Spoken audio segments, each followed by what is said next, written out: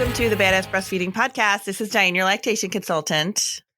And I'm Abby, the Badass Breastfeeder. And this week we don't have any sponsors, so we're going to get right into our shout out of the week. We're going to do our review of the week, and then we're just going to talk straight through with no breaks. How about this that? Is a conversation. We don't want to break up this conversation because really we're just going to be discussing things and, telling you what we think about parenting. I'm sure you could imagine what we're going to say about parenting. It'll just be like, sit back and relax. It'll be fun. And so this week's shout out of the week is actually a fun one because it is to somebody who wrote a review for us about a year ago, talking about how she was becoming an IBCLC and how she loves the podcast. And then she sent me a message on Instagram and saying, I wanted to share an update to one of the podcast reviews I wrote. And you all read on the show last April. I was a few weeks into working my way towards becoming an IBCLC. That next week I have new glasses and it's I can't, maybe they don't work so well. Anyway, I was a few weeks into working my way towards becoming an IBCLC. That next week I started as a WIC breastfeeding peer counselor. October of last year, I became a certified breastfeeding specialist. And this September, I passed audit and will be sitting for my IBCLC exam. Just wanted to share my progress. I appreciate the candid reminders of why my job is so important and how amazing your bodies are.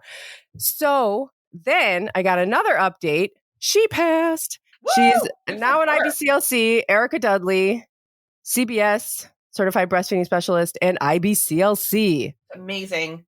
Yes, and I think there were a whole bunch of people that just passed in like the beginning of this month, I think. Yeah. There was a whole new group of IBCLC, so congratulations to everybody. And thank you so much for dedicating your careers to breastfeeding. And you can follow, Erica Dudley is starting her services, and you can follow her on Enriched Lactation. Enriched Lactation. She's on Instagram. And give her a follow.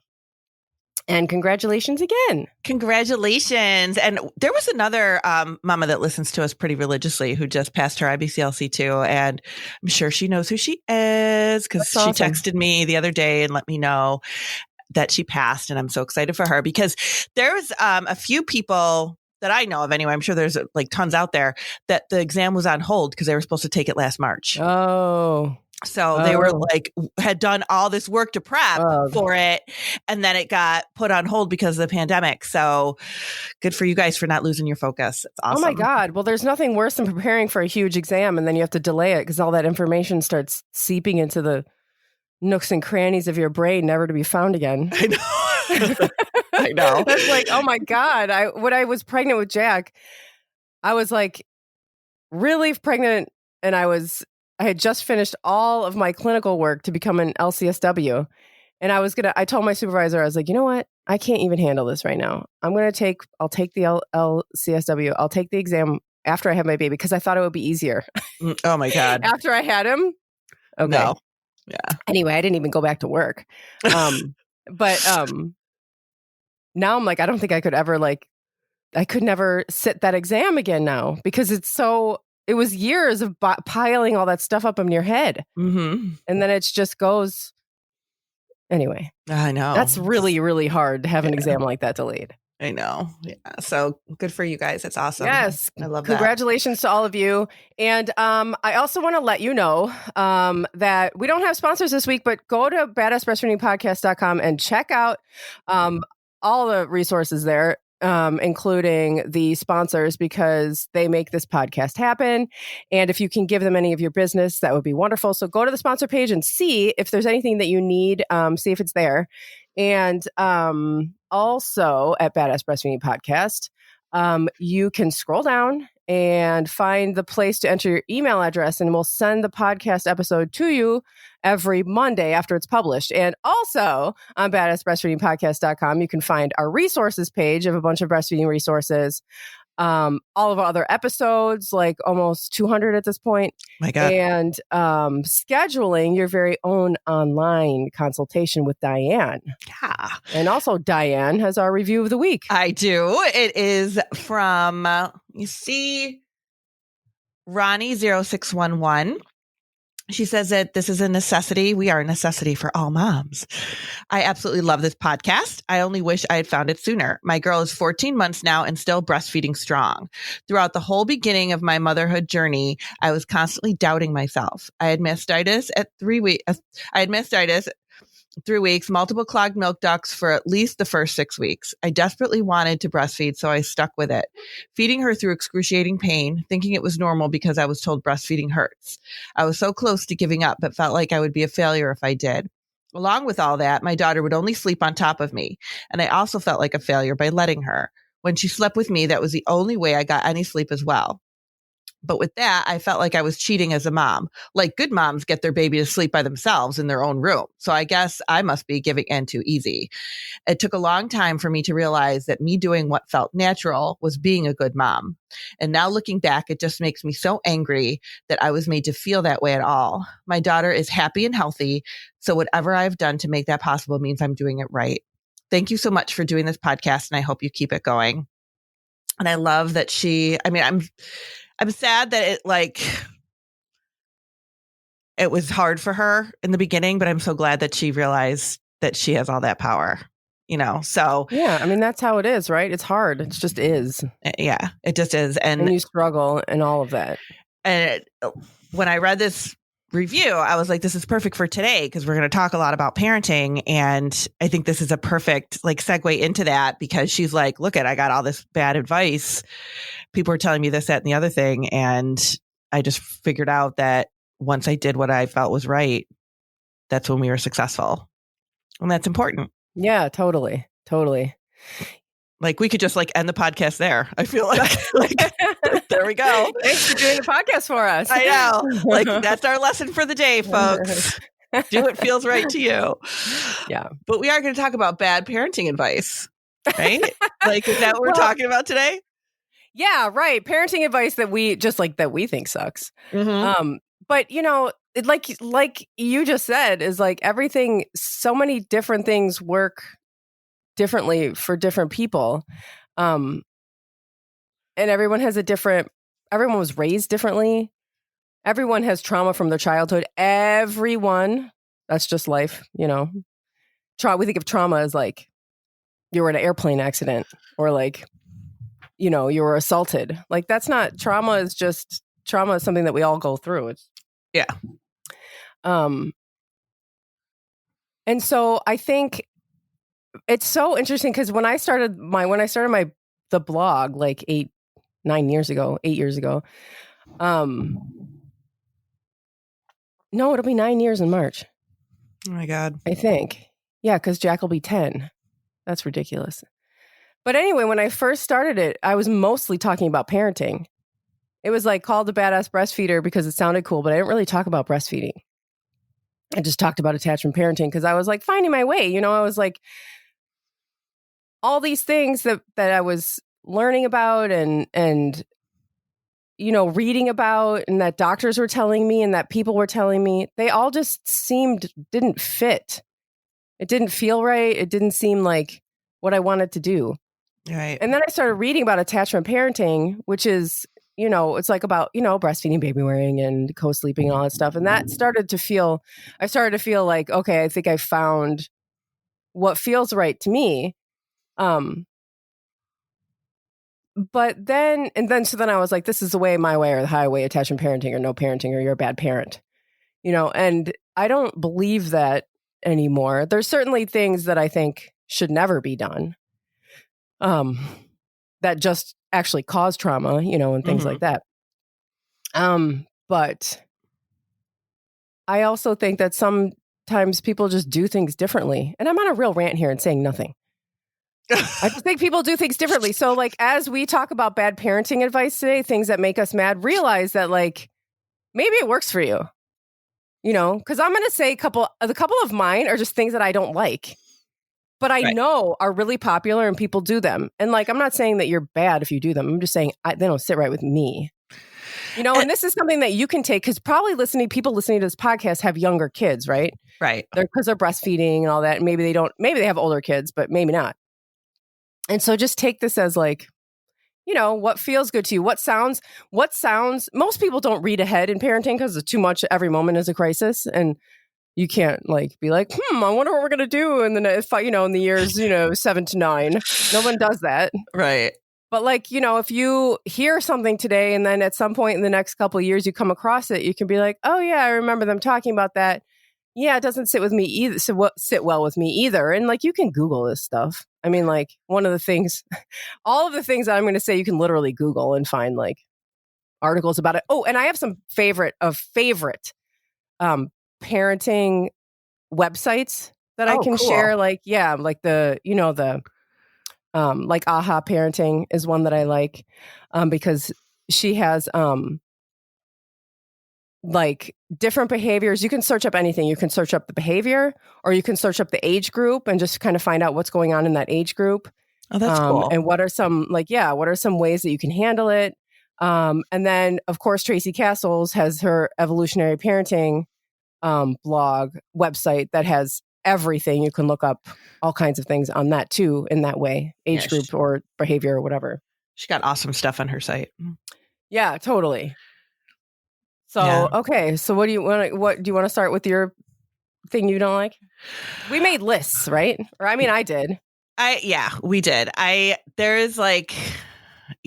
mine, God, I was trying to go through. First of all, I want to say that when we do the breastfeeding podcast, when we talk about breastfeeding, we are constantly talking about how babies are different, right? Babies are different. Babies are different. We can't treat them the same because babies are all different. They're not cookie cutters. We talk about that all the time. Right. And that continues on. So just like how you were saying, there's some parenting advice that floats around out there, and that might be really great if it fits for your family. But if it doesn't, that doesn't mean you're doing things wrong. It just means that doesn't fit for your family. That isn't a good fit for your family. And one of the things that used to drive me crazy would be when people try to tell me how to feed my kids. And your kids should have this kind of food. Your kid's eating too much of this. Well, he's hyper. He's hyper. He's eating too much of this. You should cut back on this food. You should cut back on this food. Try not to give him this food. And I used to hear that all the time. And my kid is very sensory and would only eat very certain foods. And I'm like, you know what? If I cut these foods out of his diet because of a so-called issue that it's giving him, he will eat nothing. Well, make him eat the other foods. You have to make him eat the other foods. You have to make him eat this meat. You have to make him eat which this works vegetable. for some kids who are able to eat lots of different kinds of foods. But if you have a kid who doesn't eat very many foods, then taking that food away just causes another issue. Right. It's not going to he's not going to all of a sudden go, oh, you took away my bagel. Well, then great. Sure. I'll have a yogurt this morning. No, right. No way. That's not going to happen. No, that's true. Kids are so different, and you can't. And also this whole what to eat and what not to eat is so privileged. Oh my God. Do you know how much guilt I carried about that? About what my kids eat? So much guilt, because I would read stuff on, Facebook or whatever, say, oh my gosh, my kids, I would never give them that. You gave your kid a Pop-Tart? I would never give my kid a Pop-Tart. Oh my gosh, you can't have these processed foods in your home. Oh my gosh, you can't do this. You can't have this food. You can't do that. You gave your kid that food? That's terrible. You know how processed that food is? You know what's in that food? It's oh my gosh, I felt every day, everything that I gave to my kids, I struggled over. Would this be approved food? Is this on the list? Is this, Yeah, I've gone through that too with all of that. There's so much food information out there right now. But the thing is that if you can make these choices, then you are really freaking lucky, because there's a lot of people in this country that eat what they can afford. Yeah, exactly. People cannot afford to be switching out to everything is organic or gluten-free and, asshole-free food. You just can't, that's what? I mean, it's, it's so expensive to be following these guidelines that it's such a privilege to be able to be okay, well, he can't have this, or this, and then just buy that food. I mean, that's not how a lot of people are living, and telling them that they can't be feeding their kids that is it's ridiculous. Well, then how about we stop having billionaires and people living on the street? Right. This, this doesn't apply. This is ridiculous. Stop. That's such a privilege way of thinking. But it was such a shame. I feel like such a shame moment for me. Like whenever I would see anything that made me feel like I was feeding my kids wrong. And I mean, and we see that all the time, like with the mommy wars and stuff like that. And it's like, it carries on. Like after your kid is, through that first year where you feel like you're really in the mommy wars, like it still continues on. It feels like, as they get a little older. Oh, your child isn't in 18 activities. Oh, I remember being at like a Christmas party or something once, and my kids were not like, they weren't really like sports kids. They did like, they did karate. They did a few things. My one son played baseball. They did little league, but it wasn't like, okay, I had my kid in all these sports. They played all these high school sports. They played all these, my daughter couldn't be bothered with any of that stuff. She did a little bit here and there, but never really found anything that she liked enough to commit to.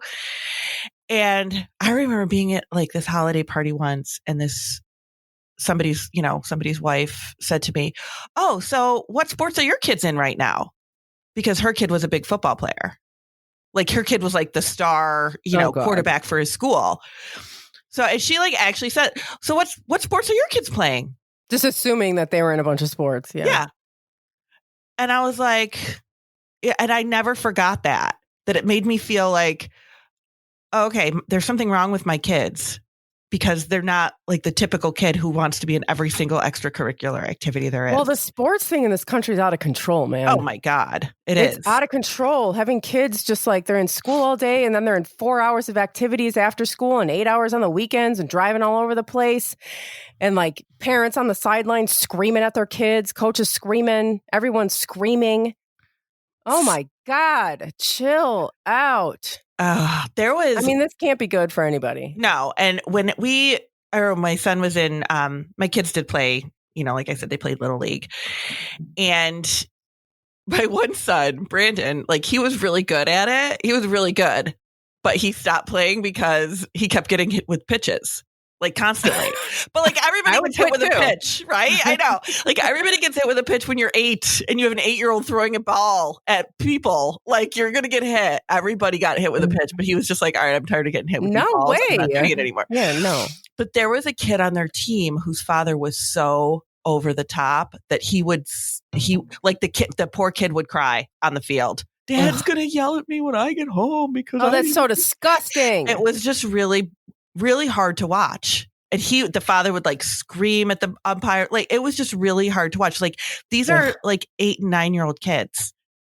Like, what are we teaching them here right now? Right. Obviously nothing but shame and fear. That's all. Shame and fear. That's what they're learning. Yeah, exactly. So that is my big first one, is the food that went into the sports shaming.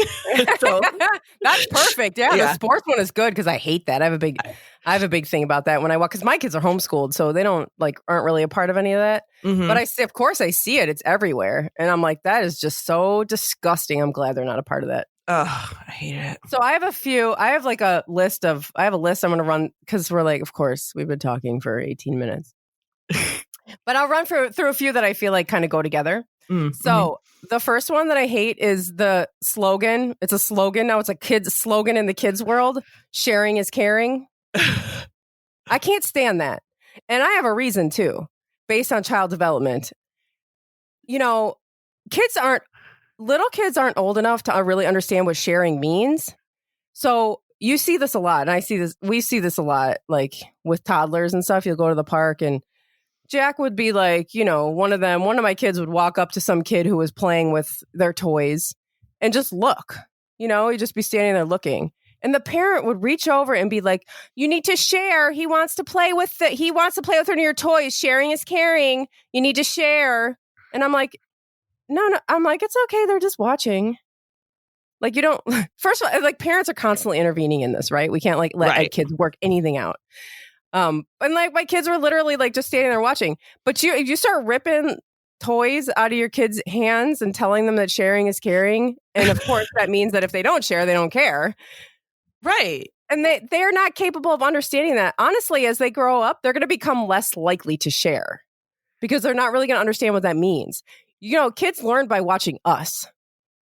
So if they see you, as like a sharing and caring person, they'll be more likely to do this. And I see it with my kids. Like, I mean, of course, anecdotal evidence has nothing to do with like reality really, but I mean, I don't like, I just, they're not capable of understanding really what sharing is, and forcing them to do it will at some point backfire. Yeah. Because they won't learn really what it means and what it feels like to share. They don't get that. They're not going to, if you just like kind of just let them, their toy is theirs, first of all. How about somebody comes up to you with your groceries and is like, sharing is caring, and starts pulling your groceries out on the street? You'd be like, oh, excuse me. You'd like run into your house and you'd never share food, right? But like, it just does like, it really backfires. And then another thing that I don't like, and again, if you say sharing is caring in your house, I don't mean to shame you. I just don't like it. Also, the thing that goes along with that is making kids say sorry. Making and forcing kids to say sorry makes it so that they never really understand why you would say sorry, except that it was an obligation. Mm-hmm. When kids are learning how to be people, which is what we're doing our whole lives, really, I feel like it's a better option is to sit, if they're old enough. If they're little, they don't know. You can't sit there. You also have to take in this is why I love the AHA parenting website, is because you have to take into account like how old your child is and what they're even capable of understanding. Exactly. If you talk to a 2-year-old about throwing, and you say don't throw, and you say sorry, and blah, they don't know what you're talking about. And they have these big, they're still learning. They're still little. Like a 2-year-old is still like a baby in my mind. Right. Like they are not developmentally capable of understanding, this big lecture about how you're supposed to say sorry. But you have to be taking into account like the age of the child, what the behavior is, like, and now like my kids are older and we can sit down when something happens. We can sit down and talk about like, okay, well, you did this. How do you think that made the other person feel? What are some things you think you can do to like make this right? And we'll talk about that. And sometimes they're like, they're not ready or whatever. That's the other thing too, is like sometimes they're not ready in the moment.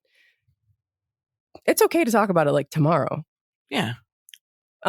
But like, then that's when, I might say like, one of your options could be to go and say sorry. And that's how you like offer it as like a way. You're teaching them the different options of making things right with somebody after they hurt somebody's feelings or hurt somebody or whatever. So I don't know. This whole making kids thing, do kids like these things that they're not even capable of understanding. I don't like that. Yeah, I know. You're totally right. Because if your child like smacks another child and you're saying, oh, go say you're sorry, like nobody's really doing the work to find out like, why did this even happen? And does your child even understand the concept of what just happened there? Because it really is, it's complicated. Kids don't have, especially when they're little like that, they don't have the emotional capacity to work that through. That's what we're supposed to be doing for them and helping them do. Right. And if they're not ready, if they don't want to say sorry or they don't, you got to respect that. You got to just let it be the way it is because they're learning. Mm-hmm. And forcing them to go and say sorry about something that maybe they don't feel sorry about right now. Right. Maybe they're mad. Maybe we need to check in with them. Like, what did that person say to you that makes you, hit them like that? And maybe they don't feel sorry for somebody who maybe said something that you don't even know what they said. You don't know the whole story. You don't know what's going on inside with them. But like, they will eventually learn what sorry means and then say it because they want to and because they actually feel sorry. Mm-hmm. They do learn these things. Absolutely. Absolutely, they do. What else on your list? Making kids show affection. Oh, that's a big one. Downright dirty and don't do it. That's a big one. Yeah, this is the one. This is kind of something that like, this isn't really like do what is right for your family kind of thing. No. Do not make kids show affection. This is, go give Uncle Bobby a hug. Mm-mm. I'm sure Uncle Bobby is a great guy. But like, kids need to learn that their body is their own. Mm-hmm. And that they don't need to do what you're telling them to do with their bodies, no matter how they feel inside. It makes them ignore warning signs inside their bodies. And it makes them feel like their body, they lose any kind of sense of bodily autonomy. And it's making them do something they might not be comfortable doing. Exactly. You don't want them growing up doing stuff they're uncomfortable doing. Exactly. That makes people ignore the warning signs inside their body, which are designed to be there to protect us. Mm-hmm. And then you go, I mean, I do this all the time. I was brought up like just doing what I was told to do. And like, how much of my inside messages do I ignore? Constantly. Yep. You're just constantly getting yourself into situations that you're not comfortable with. You don't say anything, so don't offend anybody. Go give Uncle Bobby a hug because he's expecting a hug. And if you don't do it, he's going to be offended and you're going to look bad in front of the rest of the family. No. Do you want to give a hug? Okay. Do you want to give, grandma a kiss? No? Okay. You can just wave or, do whatever you want to do. Right. It's gross and it's not okay. That's one of the big ones. I was Googling bad parenting advice because I wanted to see what would come up. Yeah. And I didn't know, is it going to be all of these things that people say they heard that was bad advice, or is it legit going to be just bad advice? Yeah. But it was lists of things that people have heard that they say this is the really bad advice that I received when I had kids. And on every single list is the forced affection. That is on every list. That and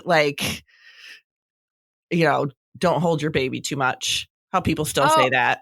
Oh God. Yeah. Don't hold your baby too much. You know what else was on there that I totally forgot about that I used to hear when my kids were little? Bite your kid if they bite you. Oh my God. What? Yeah. Give your kid a taste of their own medicine. If he bites you, bite him back. He'll stop doing it. If he yells at you, yell at him back. He'll stop doing it. Okay. Hit him back. He'll stop doing it. That's how they learn. That's what we heard all the time. Yeah.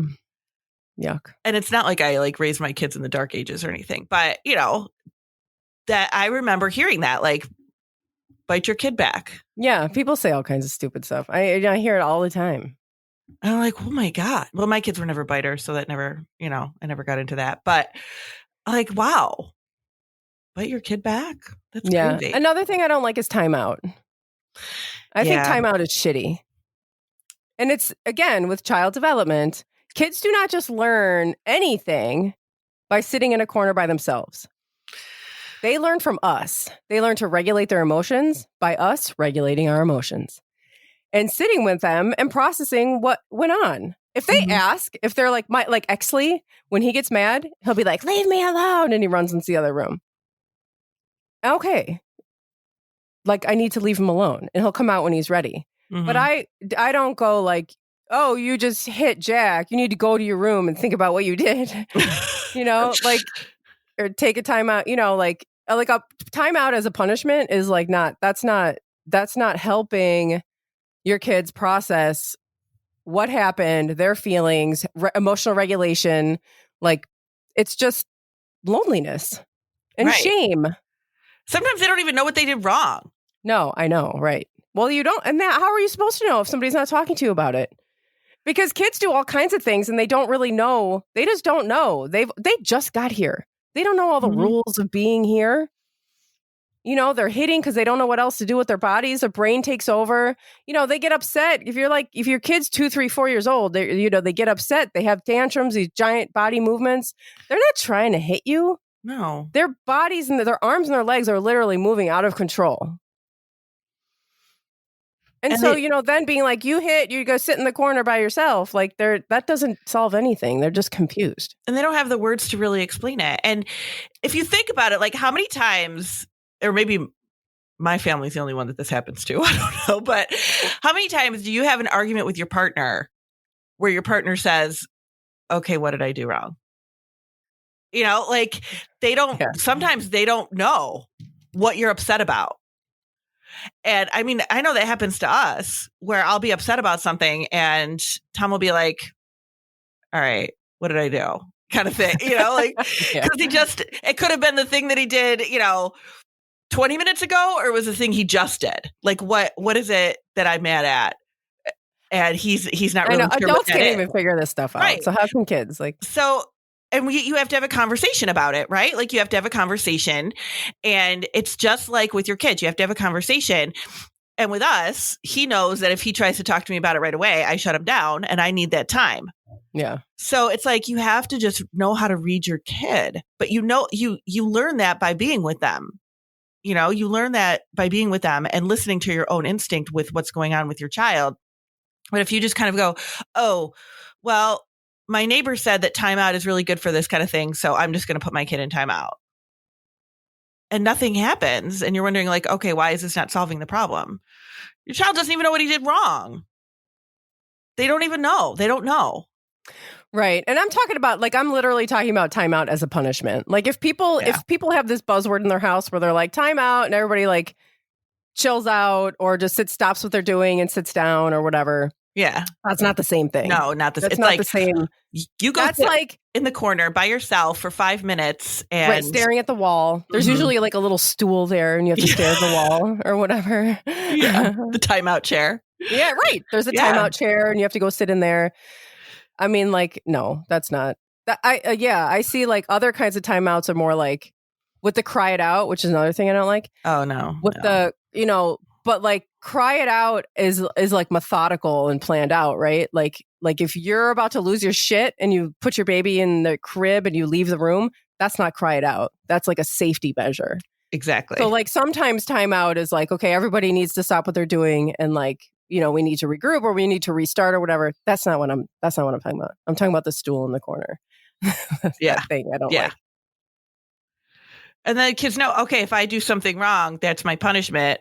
But then they think everything they're going to do is wrong. But then it's just automatic. It's like, oh, mom's mad. I'll just go sit in the corner. I don't know what I'm doing. Like nobody's really talking to them about what's going on. And it just becomes like just this, just this kind of routine that you go through where nobody's really learning anything. No, they're just doing it.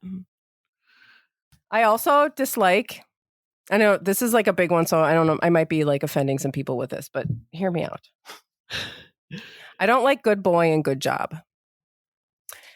It comes from like dog training, right? Mm-hmm. Like good boy. Yeah. You put the block on the thing. Good boy. I mean, they're not dogs. And like, it's like more of like a behavior.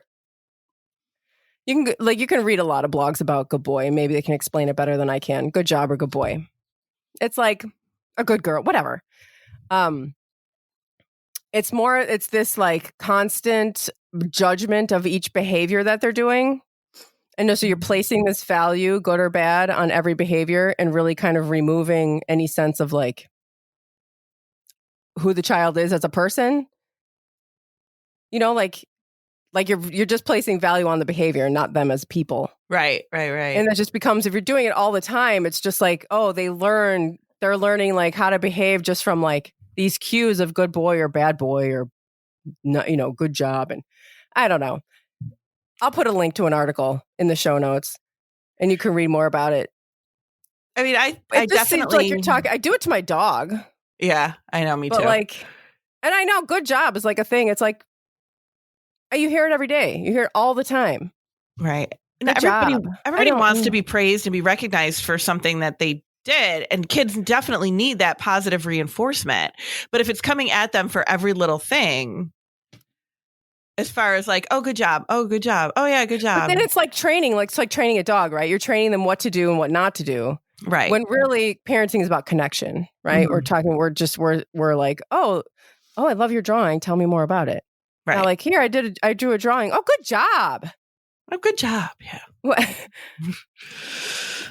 Like just try connecting more with the kid and like, opening up a conversation and making them feel like they're good people all the time. Not whether they are doing what you want them to do or not. Yeah, that's another thing. Because people do things all the way through their lives that like are undesirable or hurtful or whatever. We're humans. This is what we do. But kids need to be valued and show that they're valued and they're worthy outside of their behaviors. And, this is how you create connection. Right. That's my list, even though every time I had this sitting up on the counter, and every time Josh walked by it, he was like adding more things to it. it's hard, because I know that, when I had my kids, I was just like winging it and just like getting bad advice and doing things. And and I definitely did the timeout thing, not knowing, because it's like, okay, you just try the different things. But now that I know better, I'm like, okay, that probably wasn't the best thing in the world for me to do, but now I know that, and I do have connections with my kids and I do have conversations with them about things. But you just like, we're just trying to figure it out. We're just trying to figure it out. We are. Yeah. I mean, it's not, that's not, people do all kinds of things. And then we later find out like, oh, maybe that wasn't. Yeah. But I mean, you can't go back in time and change it. No. Mm-hmm. And like, all you can do is just like, think about what you might do next time based on the information that you have now. And sometimes like being my kid's age, like I can't even say to them like, well, that might not have been my best moment as a parent. So, Well, yeah. And that's also too, like I do that to my kids too. I say sorry to my kids all the time. Yeah. I'm sorry I yelled at you, or I'm sorry I said that. I'm sorry I did that. And you know what they do? When they do things too, they come to me and they say they're sorry. I've never made them say sorry. We say sorry to each other because they probably do it because I do it. Right. They're mirroring I'm you. sorry that I yelled at you. I know that's scary and I know it hurts your feelings. And I'm sorry. I'll try to do better next time. Like that's all you got to do. Yeah. But yeah.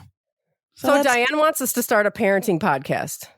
Would anybody listen to that, or are you all throwing shit at your phones right now? I know you're probably all like, shut up, assholes. Yeah, like give us some feedback because we are considering and things to talk about. Yeah, we are considering doing this and putting it out there, and we'd love to hear what your thoughts are. Would you can obviously be more substantial, like not just like a list of us ranting. We can actually like take a topic and give some like real like information about it. Yeah. So if it's something you think you would listen to, then let us know. But we both actually have like education behind it. It's not like we're ranting just to rant. Yeah. But yeah. So give us your thoughts. We'd love to hear about it. Yes. Thanks for listening. Thank you. Bye. Bye.